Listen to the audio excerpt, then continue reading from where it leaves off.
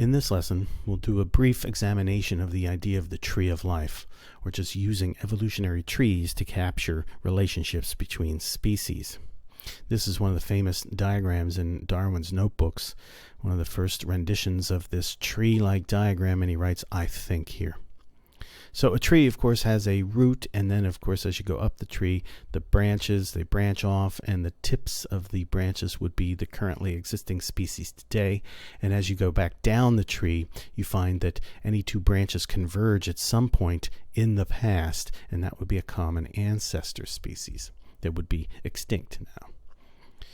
And the example we're going to use for this lesson will be the case of the Galapagos species. One species arriving in the Galapagos Islands, and then as members of that one species migrate out to different islands, the different living conditions will cause the evolution of new species. So one species branching into multiple species. This is one of the few diagrams in Darwin's book showing the branching tree-like structure of the relationship between species and their ancestors. Here's a simplified version. The idea is that new species come from nearby pre-existing species. So we have an ancestral species. This is one species, a population of individuals that can all interbreed, but something causes that one species to split into two species. And we'll study this later, but a common event is thought to be when the population gets fragmented, where some individuals enter a new environment and others stay in the old environment. And that can cause the evolution of a new species from the ancestral species. So we can think of species as having daughter species related by common ancestry.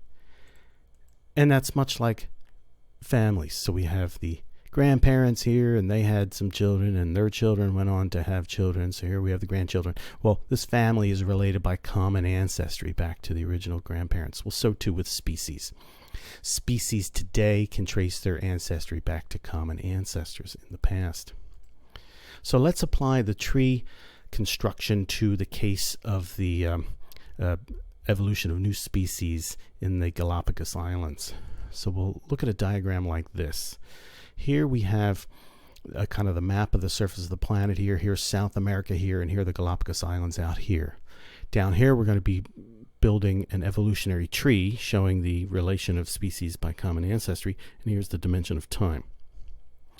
Now, the important first step in this process was the original migration of one particular species of South American creature, whether it was the tortoise or the finches or the mockingbirds or whatever. One species is migrating out to the islands. Right then and there, that's where we're going to get this splitting here in the evolutionary tree. So way back in the past, this migration event is going to set up the conditions for the evolution of two species, when before that there was just one, the South American common ancestor. Well, next up, the population was living on this island for a bit, but then some members of that one species, species A, migrate over to another island. And now that population is separated from the original species here. Well, that migration is going to be causing the next branch in the evolutionary tree. So now we have a fragment of the population encountering a new living condition, and they will evolve different adaptations over here, eventually becoming a separate species than the original species that arrived at the islands. And sometime later, some of the population on this island migrate to a different island. And again, over time, they evolve different adaptations and become a new species. That's this branching right here.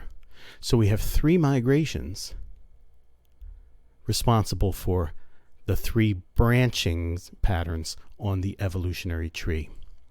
And so today then we could represent the mainland species in South America and the three new species in the Galapagos with this evolutionary tree down here. The common ancestor was the South American species. The first migration event set up the conditions for the evolution of a new species. The South American species remained the South American species. But once out on the islands, further migrations, encountering new islands with different living conditions, caused again new species to evolve, and so we get these other branching points on the tree. So we have 4 species today when originally it was just one.